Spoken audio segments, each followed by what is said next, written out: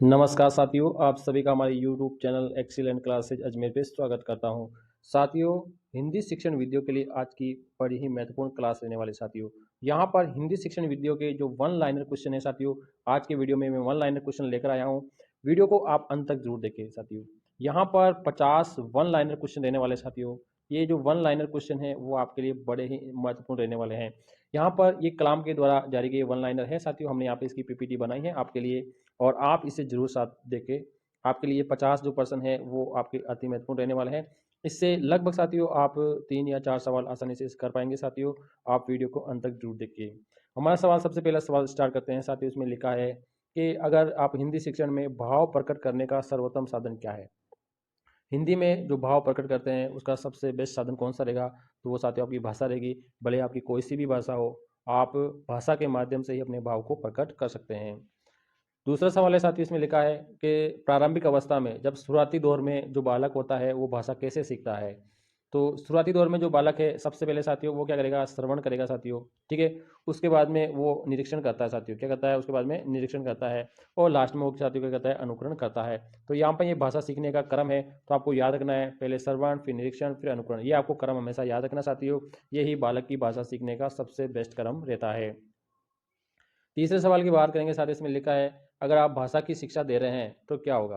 भाषा की शिक्षा देते वक्त हमेशा ही अर्थ ग्रहण और अभिव्यक्ति के लिए ही हम भाषा की शिक्षा देते हैं। यानी भाषा की शिक्षा के द्वारा हम क्या कहते हैं, अर्थ ग्रहण और अभिव्यक्ति की हमें जो है साथियों पूर्ति होती है। हम अर्थ ग्रहण कर सकते हैं, अपनी अभिव्यक्ति को भाषा के माध्यम से ही कर सकते हैं। जब आप बोलेंगे तो आपकी अभिव्यक्ति हो जाएगी साथियों। आप अगर पढ़ेंगे तो उसका अर्थ ग्रहण करके आप मन ही मन में आप अर्थ ग्रहण कर सकते हैं। लेकिन भाषा के माध्यम से ही सब कुछ होता है साथियों। अगर हम साथियों भाषा के रूप की बात करते हैं तो भाषा के कितने रूप होते हैं, तो भाषा के दो ही रूप होते हैं साथियों। या तो मौखिक होता है या लिखित, या तो आप मौखिक बोल सकते हैं या लिख के आप दे सकते हैं। तो भाषा के तो साथियों दो ही रूप होते हैं। तो ये तो बड़ी इंपॉर्टेंट बात है कि भाषा के कितने रूप होते हैं, ये भी सीधे आपसे पूछा जा सकता है।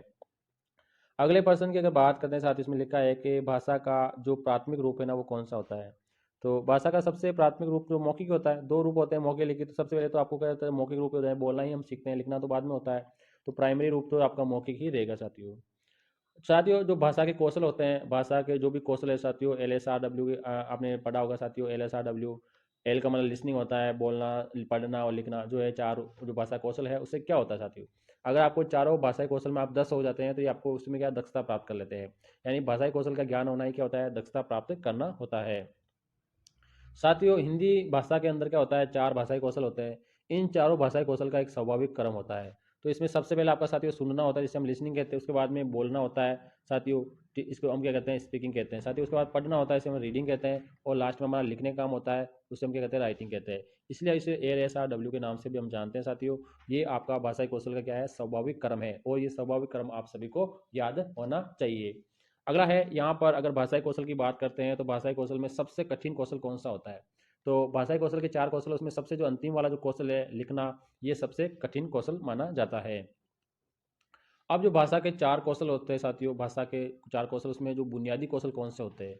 तो सुनना और बोलना, ये जो शुरुआती दो कौशल है, ये आपके बुनियादी कौशल की श्रेणी में आते हैं। साथ ही अगर हम ग्रहणात्मक कौशल की बात करते हैं, ग्रहणात्मक मतलब ग्रहण करना, ठीक है। तो किसके माध्यम से ग्रहण कर सकते हैं, या तो आप सुनकर ग्रहण कर सकते हो या आप पढ़कर ग्रहण कर सकते हो। दो ही माध्यम से आप क्या करते हैं, किसी भी चीज को ग्रहण कर सकते हैं, ठीक है। अगर यहाँ पर दो तरह के होते हैं साथियों।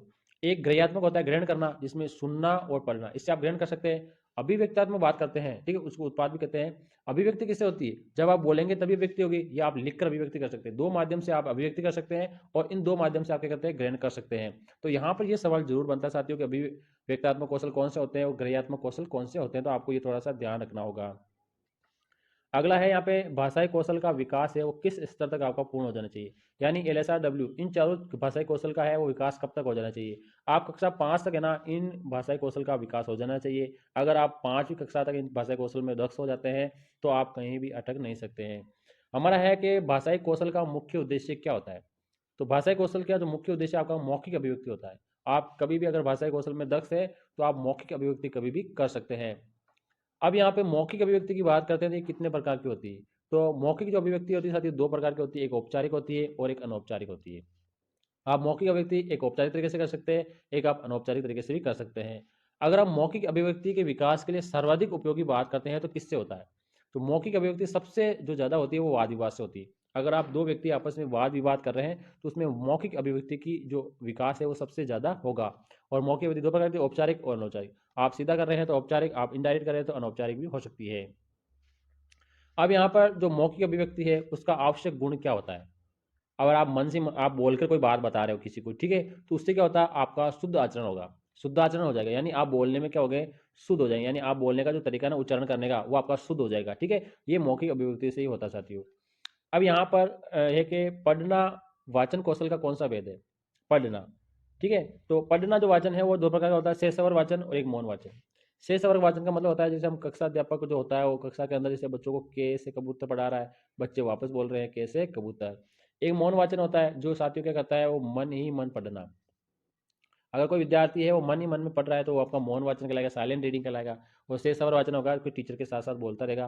तो पढ़ना है वो वाचन कौशल के जो दो भेद होते हैं, शेषवर वाचन और यहाँ पर मौन वाचन। दो तरीके से बच्चा पढ़ सकता है, एक तो साथ साथ बोलकर, एक मन ही मन में। अब अगर आपको उच्चारण सुधारना है, उच्चारण सुधार करवाने के लिए आपको क्या करना चाहिए?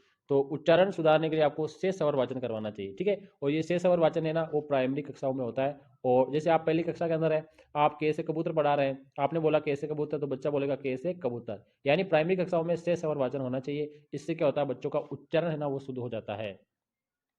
अब यहाँ पर अगर हम आदर्श वाचन की बात करते हैं तो आदर्श वाचन किया जाता है, किसके द्वारा किया जाता है? आदर्श वाचन हमेशा ही क्या करता है साथियों, अध्यापक के द्वारा किया जाता है। कक्षा के अंदर क्या करता है, टीचर है ना वो आदर्श वाचन करता है, छात्र क्या करते हैं, अनुकरण वाचन करते हैं। यानी बच्चा क्या करता है, उस आदर्श वाचन को सुनकर क्या करता है, अनुकरण करता है। तो टीचर के द्वारा आदर्श वाचन किया जाता है और अनुकरण वाचन छात्र के द्वारा किया जाता है। यहाँ पे दो प्रश्न आपके बन सकते हैं, इसे आप जरूर ध्यान रखें। अगला है कि आशु भाषण क्या है? आशु भाषण का मतलब आप कोई भाषण दे रहे हैं तो वहाँ पे बोलने की योग्यता आपका विकास होगा। आशु भाषण से बोलने की योग्यता में क्या होता है, विकास होता है। साथियों जो शेष सवर वाचन होते हैं ना वो कितने प्रकार के होते हैं, ठीक है। आप अभी मैंने शेष सवर वाचन और मौन वाचन दो बताए हैं। तो यहाँ पे शेष सवर वाचन के प्रकार कितने होते हैं? शेष सवर में देखो, आदर्श वाचन होता है जो अध्यापक के द्वारा किया जाता है, अनुकरण वाचन होता है जो बालक के द्वारा किया जाता है, और एक समवाद वाचन होता है जो समूह में किया जाता है साथियों। यानी जैसे कक्षा के अंदर 20 बच्चे हैं तो 20 बच्चे एक साथ बोल रहे हैं, वो समवेत यानी समूह में वाचन होता है। तो आदर्श वाचन टीचर के द्वारा अकेला किया जाता है, अनुकरण बच्चे के द्वारा किया जाता है, और समवेत वाचन का मतलब सभी साथ मिलकर बोलते हैं, उसे समवेत वाचन। ये तीन प्रकार का होता है, आपको थोड़ा सा ध्यान रखना है। अगला है साथियों कि जीवन के जो प्रारंभिक दौर में आप कैसे सीखते हैं। प्रारंभिक दौर में जो भी आप मातृभाषा सीखते हैं वो कैसे सीखते हैं? तो आप परिवार से सीखते हैं। मातृभाषा किससे सीखी जाती है? परिवार से। परिवार ही एक ऐसा जो विद्यालय है जिसमें आप मातृभाषा सीख के आगे बढ़ते हैं। अगर हम बात करते हैं साथियों कि प्रत्येक शब्द पर अगर उचित बल देकर अगर हम पठन शक्ति का क्या कर सकते हैं, विकास कर सकते हैं। प्रत्येक शब्द पर अगर आप उचित बल लेकर पढ़ते हैं तो आप पठन शक्ति में क्या कर सकते हैं, विकास कर सकते हैं। ये कौशल किससे संबंधित है? ये वाचन कौशल से संबंधित है। अगर आप पढ़कर कोई भी शब्द है बोलकर उचित बल देकर आप पढ़ रहे हैं तो पठन शक्ति का विकास कर रहे हैं, तो आप वाचन कौशल का आपका विकास हो जाएगा। ये वाचन कौशल यानी बोलने के कौशल में आप क्या होंगे, परफेक्ट हो जाएंगे। अगर आपको अर्थ ग्रहण करने की दृष्टि से सबसे उपयुक्त वाचन कौन सा है? अर्थ ग्रहण करना है तो वो आपका मौन वाचन होगा। यानी अगर आप मन ही मन में अगर पढ़ रहे हैं, मन ही अगर आप मन के अंदर आप पढ़ रहे हैं तो मन ही मन में पढ़ना क्या होता है, सर्वोच्च अर्थ ग्रहण की दृष्टि में आता है। यानी आप मन ही मन पढ़ रहे हैं तो सबसे ज्यादा अर्थ ग्रहण होता है। अब यहाँ पर जो मौन वाचन है उसके बारे में एक किताब लिखी गई है, साइलेंट रीडिंग। इसको कहते हैं मौन वाचन। साइलेंट यानी मौन, रीडिंग यानी मौन वाचन। तो साइलेंट रीडिंग है वो किसने लिखी? ये बुक है, ये बुक की रचना आपने ब्राइन ने की है। तो ये भी इंपॉर्टेंट प्रश्न बन सकता है साथ, इसका जरूर जाएगा। साइलेंट रीडिंग बुक के रचयिता कौन है? वो ब्राइन है। अब यहाँ पे जो मौन वाचन है ना उसकी शुरुआत कब करनी चाहिए? मौन वाचन की शुरुआत है ना साथियों तीसरी कक्षा से शुरू कर देनी चाहिए। और अगर गहन अध्ययनविष्ट पाठों का कक्षा 6 से शुरुआत करनी चाहिए। तो मौन वाचन आपकी तीसरी कक्षा से शुरू हो जाना चाहिए। शेषावर वाचन कराने का सबसे उपयुक्त साधन कौन सा है? वो है सामूहिक वाचन। मैंने बोला आपको कि समूह में वाचन, आप समूह में अगर वाचन करा रहे हैं तो वो सबसे अच्छा शेषावर वाचन का माध्यम रहेगा। एक तो एक अध्यापक बोलता है कैसे कबूतर और एक बच्चा बोल रहा है कैसे कबूतर, या एक साथ 20 बच्चे कैसे कबूतर बोल रहे हैं, तो वो क्या करेगा, उसमें शुद्ध उच्चारण सबसे अच्छा हो जाएगा विद्यार्थी का। अगला सवाल है साथियों, लिखा है कि ज्ञान की वृद्धि अवकाश के क्षणों का सदुपयोग करना या सब अध्याय की भावना विकसित करना या अवधान केंद्रित की जो क्षमता है ना वो किससे पैदा होती है? ये सब मौन वाचन से होती है साथियों। ज्ञान की वृद्धि, अवकाश के क्षणों का सदुपयोग, सब अध्याय की भावना, अवधान की केंद्रित, ये सब मौन वाचन से होता है। तो आपका जो ऑप्शन है साथियों मौन वाचन इसमें बिल्कुल रहेगा। साथियों ये वन लाइनर है, आपको थोड़ा वन लाइनर के हिसाब से पढ़ना है, आप इसका ऑप्शन जरूर बना सकते हैं। अगला है कि प्राथमिक स्तर पर जो वाचन का मुख्य उद्देश्य ना वो क्या होता है? अगर आप प्राइमरी स्तर पर कोई वाचन करवा रहे हैं तो उससे क्या होगा, उससे शुद्ध उच्चारण होगा। क्या होगा? शुद्ध उच्चारण की क्षमता का क्या होता है, विकास होता है। प्राइमरी स्तर पर अगर वाचन करवा रहे हैं तो शुद्ध उच्चारण का क्या होता है, विकास इसमें होता है। अगला है पठन या वाचन शिक्षण की विधि कौन सी है? अगर आप पढ़ रहे हैं या वाचन कर रहे हैं तो उसकी विधियाँ कौन सी हो सकती है? देखो, वर्ण विधि हो सकती है, शब्द विधि हो सकती है, वाक्य विधि हो सकती है, ध्वनि साम्य विधि हो सकती है, अनुकरण विधि हो सकती है या संगति विधि हो सकती है। ये सारी विधियाँ है पठन शिक्षण से संबंधित, यानी वाचन शिक्षण से संबंधित। पठन और वाचन एक ही शब्द होता है साथियों। इसकी ये विधियाँ आपको याद रखनी है अगर आपके ऑप्शन में पूछे जाती है। ये इंपॉर्टेंट सवाल है कि मौन वाचन कितने प्रकार के होते हैं। जैसे हमने अभी शेष अवर वाचन पूछे हैं, तो मौन वाचन कितने प्रकार के होते हैं? तो मौन वाचन साथियों दो प्रकार के होते हैं। देखो, द्रुत वाचन और गहन वाचन, साथ में एक सिंगोवचन वाचन भी होता है। ठीक है, मेन तो आपके द्रुत वाचन और गहन वाचन, ये दो ही तरह के वाचन होते हैं, मौन वाचन। ठीक है, तो पूछ सकते हैं तो आपको जरूर बताना साथियों। 32वां है, शिक्षण कौशल का उपयोग है ना वो किया जाता है। कब किया जाता है? शिक्षण कौशल यानी जो आपके LSRW है, ठीक है, आपके ये कब पूर्ण करते हैं? आप कक्षा के अंदर भी कर सकते हैं, कक्षा के बाद, यानी दोनों जगह पर आपको इसका प्रयोग करना है। ऐसे नहीं कि आप कक्षा में ही इसका प्रयोग करें। जब आप अध्यापक बन जाएंगे तो आपको इनका प्रयोग करना उचित तरीके से आना चाहिए। अगला है, श्रवण कौशल को विकसित करने में आकाशवाणी कार्यक्रम का या कक्षेत्र कार्यक्रम, इनका आप क्या करेंगे? प्रयोग करेंगे। यानी कक्षा के बाहर होने वाले दूरदर्शन कार्यक्रम है या सामूहिक व्रत बाल सभा है, इन सभी का आप क्या करेंगे? श्रवण कौशल में सुनेंगे। आकाशवाणी सुन सकते हैं या कक्षेत्र कार्यक्रम सुन सकते हैं, दूरदर्शन कार्यक्रम है, सामूहिक कोई भी बाल सभा है, इन सभी के आप कार्यक्रम क्या कर सकते हैं साथियों? सुन सकते हैं। अगला है सवाल है, किस मनोवैज्ञानिक के अनुसार बालकों को पढ़ने से पहले लिखने की शिक्षा दी जाए? पढ़ने से पहले लिखने की शिक्षा दी जानी चाहिए। किसने कहा? ये मारिया मांटेसरी ने कहा था। इन्होंने कहा है कि बालकों को पहले पढ़ने से पहले लिखने की शिक्षा दी जानी चाहिए, इसका ये कथन रहा है। अगला है, ये भी परिभाषा है आती है, इसमें लिखा है कि लिखना सिखाने से पूर्व बालकों को, लिखना सिखाने से पहले बालकों को चित्रकला सिखानी चाहिए। क्या सिखानी चाहिए? चित्रकला सिखानी चाहिए, क्योंकि अक्षर भी चित्र ही है। अक्षर क्या है? चित्र ही है। ये मत किसका है? ये महात्मा गांधी का मत है। इन्होंने कहा है कि बालकों को लिखना सिखाने से पहले चित्रकला सिखानी चाहिए, क्योंकि चित्र ही क्या है? एक अक्षर है। ये महात्मा गांधी ने कहा है। तो ये वन लाइनर बनता है तो आपको जरूर ध्यान रखना चाहती हूँ। ये एक परिभाषा है। बोलना मनुष्य को पूर्णता तक पहुंचाता है। बोलना क्या है? मनुष्य को पूर्णता तक पहुंचाता है, जबकि लिखना मनुष्य को क्या है? परम शुद्ध बनाता है। बोलना तो मनुष्य को परम तक पहुंचाता है, ठीक है, पूर्णता तक पहुंचाता है, ठीक है, जबकि लिखना है ना वो परम शुद्ध बनाता है। ये कथन किसका है? ये बैंकन का। ये इंपॉर्टेंट परिभाषा साथी, ये जरूर ध्यान रखना आपको, इसका बिल्कुल आपको याद रखना है। अगला है, यहाँ पे लिखा है साथियों कि भाषाई कौशल में जो लिखित अभिव्यक्ति है उसका रूप कैसा होता है?